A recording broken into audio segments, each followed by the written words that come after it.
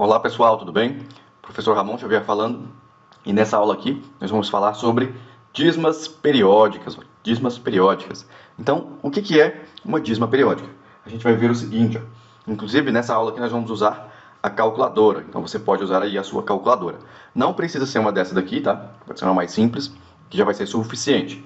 Mas uma dízima periódica é um número decimal que tem infinitos dígitos, eles se repetem ali infinitamente e são associados a frações. A gente vai ter uma fração, vai dividir ali o número de cima pelo número de baixo e vai achar essa dízima periódica.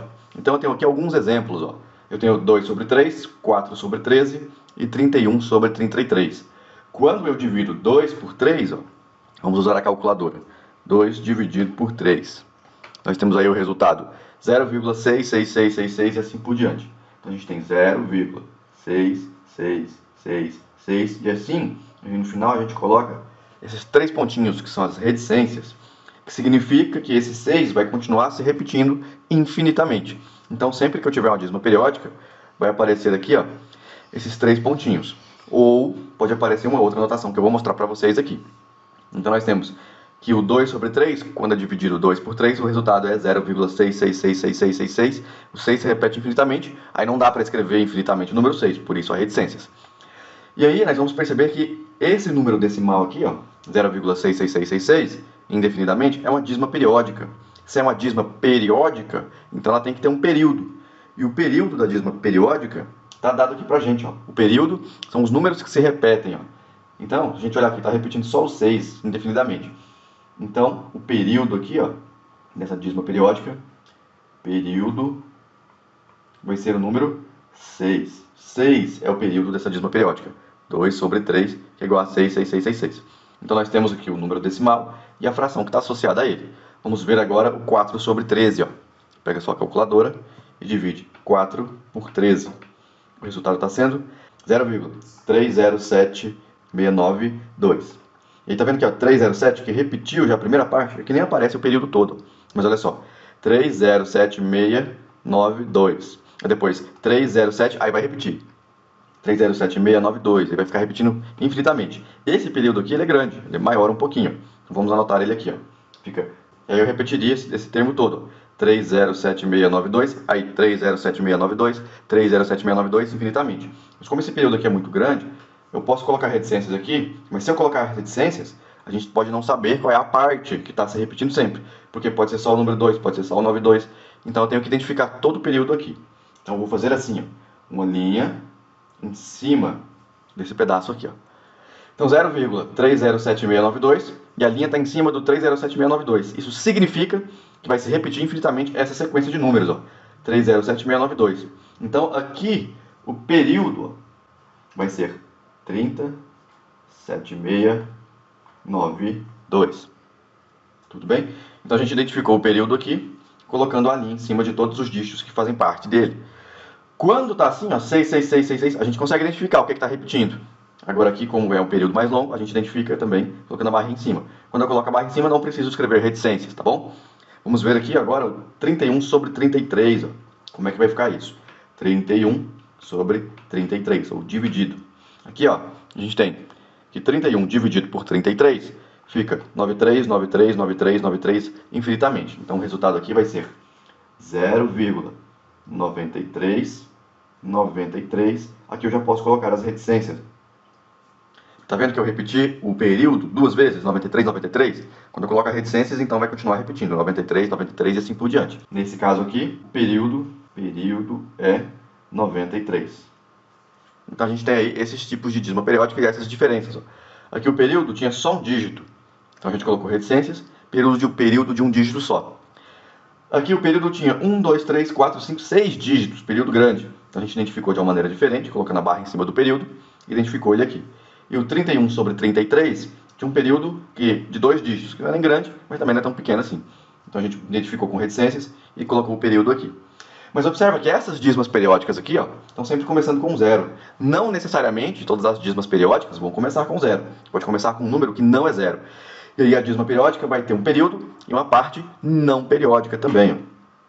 Então vamos identificar aqui no exemplo 2. Ó. A gente tem 350 dividido por 42. Vamos fazer aqui na nossa calculadora, 350 dividido por 42. Olha só o resultado, 8,3333333. Então anota lá, 8,333 reticências. Aqui a gente tem dois componentes. A primeira coisa que eu vou identificar aqui é o período. Então vamos lá. Período. Quem é o período? O número que está se repetindo. E observa que a repetição é sempre depois da vírgula, tá? 33333, período é o número 3. Mas tem também uma parte que não é o período, não faz parte do período, que a gente chama de parte não periódica. A parte não periódica aqui é o dígito 8. Tá vendo aí? Então, eu tenho uma dízima periódica que tem período 3 e parte não periódica 8. A parte não periódica 8 está à esquerda da vírgula. E a parte periódica 3 está à direita da vírgula. Esse aqui é um caso de dízimas periódicas simples. A gente está vendo aqui primeiro as dízimas periódicas simples. Vamos ver o próximo exemplo então. 440 dividido por 45. 9,7777777 e assim por diante. Então vamos lá. 9,777 reticências. Coloquei o período aqui, identifiquei. Belezinha. Vamos identificar aqui então esses elementos. Período é o número 7. E a parte não periódica é o número 9, não é? 9. Então tá aí. Nós podemos ter então as dízimas periódicas começando com zeros ou dízimas periódicas começando com números diferentes de zero. Período está sempre depois da vírgula e são os números que se repetem aí infinitamente. Posso identificar a dízima periódica usando reticências ou usando a barra. Lembrando que quando a gente usa a barra vai estar em cima justamente do período, da parte que se repete aí infinitamente. E toda a dízima periódica está associada a uma fração. O que a gente fez aqui até agora foi pegar a fração, dividir o numerador pelo denominador e achar a dízima periódica. 4 sobre 13, a gente achou essa dízima periódica aqui, 307692. 31 sobre 33, a gente achou a dízima periódica, 0,939393 e assim por diante. Mas é necessário que a gente saiba fazer também o processo contrário. A gente está aqui saindo da fração e indo para a dízima periódica. Mas e se eu quisesse fazer o contrário? Sair da dízima periódica e ir para a fração. Como é que eu iria fazer isso? Para isso a gente tem aqui um esquema, um processo que a gente segue. E a gente vai fazer o seguinte. Vou aqui na parte direita do nosso papel. Está escrito fração geratriz. O que nós queremos é achar a fração geratriz, a fração que está associada a essa dízima periódica. Então aqui a gente tem o exemplo 3 e está falando, encontre a fração geratriz da dízima abaixo. A dízima que a gente tem é 1,757575.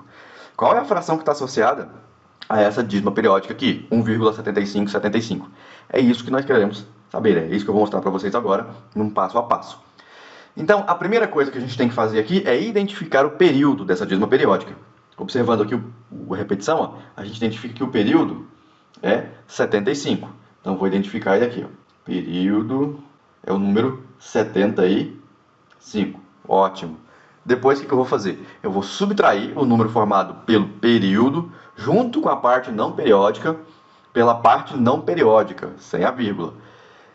E esse vai ser, o resultado disso vai ser o nosso numerador da fração geratriz. Então, eu tenho que identificar também a parte não periódica. Período é 75, parte não periódica é o número 1. Então a gente tem isso aí. Vamos lá então? Primeira coisa, identificamos aí o período e a parte não periódica. O que eu vou fazer então? Vou pegar o período junto com a parte periódica. Então vou olhar aqui, ó. 175.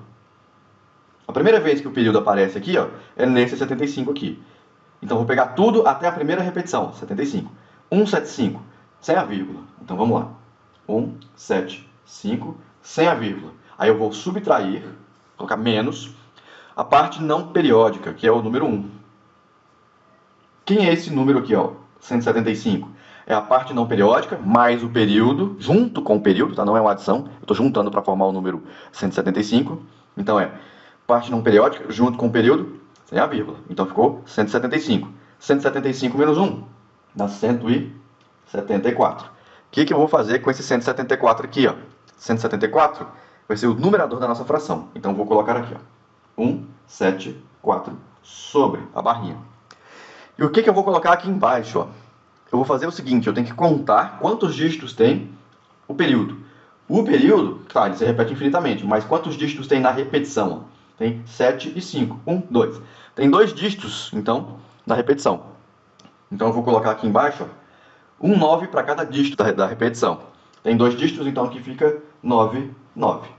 Então a fração geratriz aqui, ó, do número 1,75, 75, 75 e assim por diante, é 174 sobre 99. Essa aqui é a fração geratriz, gente. É a fração geratriz da dízima 1,75, 75, 75 reticências. Então, recapitulando, o que a gente fez aqui? Identificou o período e a parte não periódica, pegou o número formado pela parte periódica junto com o período e subtraiu da parte não periódica, ou seja, 175 menos o número 1. Deu 174. O resultado ficou no numerador da fração e no denominador a gente colocou um 9 para cada dígito do período. Tem 2 dígitos no período, ficaram 2 números 9 no denominador. É assim que eu vou encontrar as frações geratrizes. E se tiver na dúvida, você pega a sua calculadora, sem problema nenhum, e faz 174 dividido por 99. Quanto que vai dar isso? 1,75, 75, 75, 75 e assim por diante. Então, é assim que a gente vai achar as frações geratrizes. Eu vou fazer mais um exemplo aqui, ó, para a gente entender melhor o que está acontecendo. E também de uma fração geratriz que não tem um número diferente de zero antes da vírgula. Esse vai ser o nosso exemplo 4. Vamos encontrar a fração geratriz da dízima 0,8888 e assim por diante. Primeira coisa, identificar período e parte não periódica. Então vamos lá. Período é o número 8, não é? Está se repetindo ali. Qual é a parte não periódica? Não tem nenhum número diferente de zero, então a gente fala que é zero. A parte não periódica é zero. O que eu vou fazer então? Eu vou pegar a parte não periódica junto com o período, 0,8, menos a parte não periódica, menos 0. 0,8 e 8 é a mesma coisa. E 8 menos 0 dá 8. Então o nosso numerador vai ser o número 8. Então vou colocar ele aqui.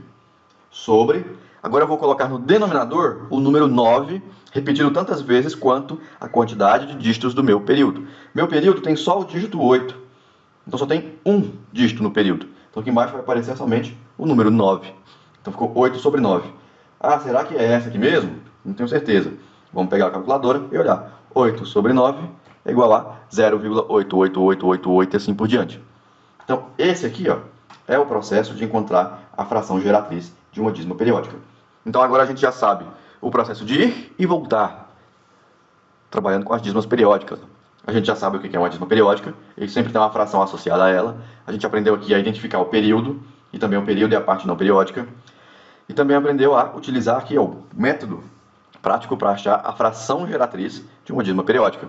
Então a gente sabe sair tanto da fração para a dízima periódica, quanto da dízima periódica para a fração. Nas atividades de frações e dízimas periódicas, você pode estar sempre usando uma calculadora, não tem problema. A calculadora sempre vai ajudar a gente a achar a dízima periódica a partir da fração. E o método que eu mostrei aqui sempre vai ajudar a gente a achar a fração associada à dízima periódica. Então é isso aí, valeu, e agora a gente vai para os exercícios.